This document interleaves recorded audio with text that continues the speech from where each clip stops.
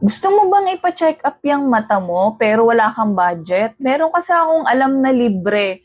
Libre ang check up, libre ang pamatak sa mata, libre ang operation kung kinakailangan, at libre yung follow-up check-up. Libre din yung gamot after ng operation.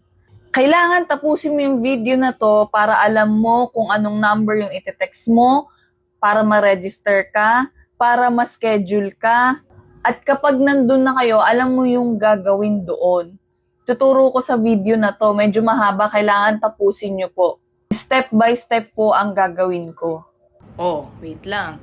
Bago natin simulan, mag-subscribe ka muna dito sa YouTube channel ko at i-hit mo na yung notification bell para lagi kang ma-update sa mga videos ko. Marami pa tayong matututunan. Let's go! Okay, so ito po ay Chuchi Medical Foundation Philippines. Ayan, kung gusto nyo pong makasigurado, pwede nyo pong i-google yung Buddhist Chuchi Foundation. Hindi lang naman po kasi sa Pilipinas meron nito, sila po ay international. Ayan, so para makasigurado po kayo, pwede nyo pong i-search dyan sa Google. Ang Chuchi Medical Foundation Philippines ay located po sa Santa Mesa, Manila. Ayan, Santa Mesa, Manila. Hindi ko po alam kung paano pumunta po doon. Ayan. Kayo na lang po mag-search kung paano pumunta doon. Ako po ay taga Cavite. At nadayo pa ho talaga kami doon sa Santa Mesa, Manila. Kung malabo lang ang mata nyo at gusto nyo lang magpasalamin, hindi po nagbibigay ng salamin ang Chuchi.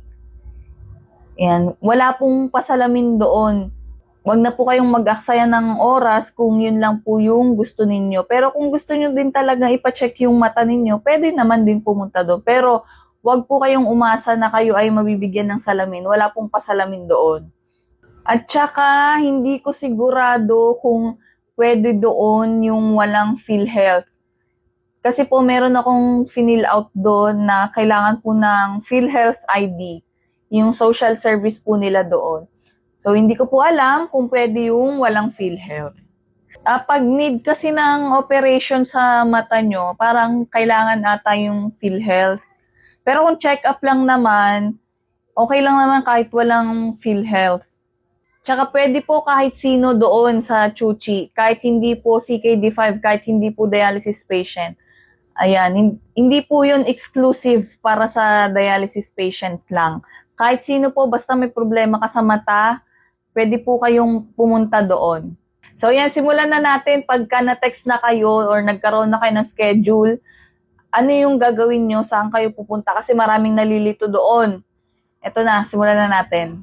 Dito po ang entrance ng check-up sa Cordillera Street. Ganyan po ang itsura ng labas. Dapat po dito kayo pupunta. Kasi kung doon po sa kabila ay hindi po kayo papapasukin. So dumating kami dito ng 3 a.m. Lapit lang po kayo sa gate dahil may guard naman po dyan. Basta may schedule kayo, papapasukin naman po kayo. Mababait po ang mga guard dyan. Maaga kami pumunta kasi galing pa po kaming Cavite. Pagpasok nyo po sa loob, meron po kayong makikitang guardhouse ulit na maliit. Tuloy lang po ang lakad. Paglagpas nyo po doon sa may guardhouse na maliit, dito po sa may bandang kaliwa, may makikita ho kayo dyan na parang kubo-kubo. Ayan po ang itsura. Meron po siyang net. Diyan ho kayo unang lalapit. Ganyan po ang itsura niyan kapag maliwanag na. Gamitan nyo na lang po ng flashlight kapag madaling araw po kayo pumunta. Sira na po kasi yung ilaw dyan kaya sobrang dilim po. Importante po yung mapupulot nyong number. Kailangan nyo pong magbasa ng mabuti. Huwag po kayo basta-basta kukuha ng number. Maliwanag at malilinaw naman po ang sulat dyan. Kapag bago po kayong pasyente, ang kunin nyo po ay kulay pink. Kulay rosas po ang kukunin nyong numero. Pag mali po ang nakuha ninyong kulay, sayang po ang punta nyo ng maaga kasi papabalikin po kayo. Papapalitan po yung number na kinuha ninyo. Kaya basahin pong maigi bago po kumuha ng number.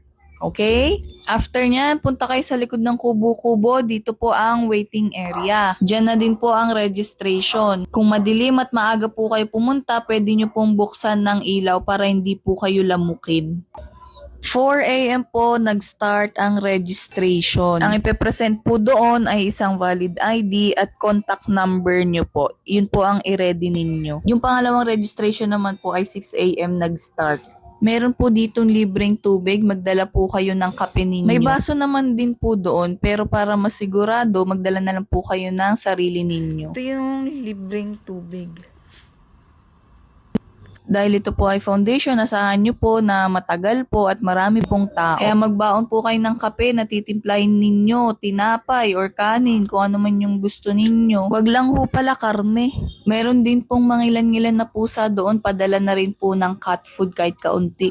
Pagkatapos po ng registration, i-encode naman po kayo dito. After po ng encoding, maghintay lang po kasi tatawagin po by color ang mga papapasukin po. Kaya makinig pong mabuti, wag po kayong mag-earphone.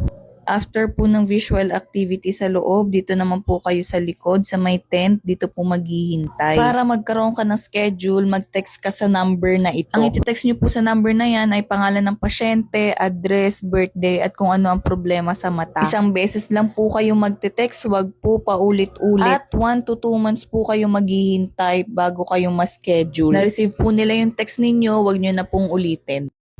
Kapag 9 AM na nga pala dito, nagbibigay sila ng libreng merienda. Ganyan po ka-generous at kababait ng mga tao dito sa Chuchi. Etong tent na to, pag dito ka na naghintay, ang next na step ay i-check up ka na ng doktor mismo. Doon na malalaman kung anong gagawin sa mata mo. So, depende po yan kung ano ang assessment nila. After mo ma-check up doon sa doktor, mag-fill out ka ng form doon sa social service.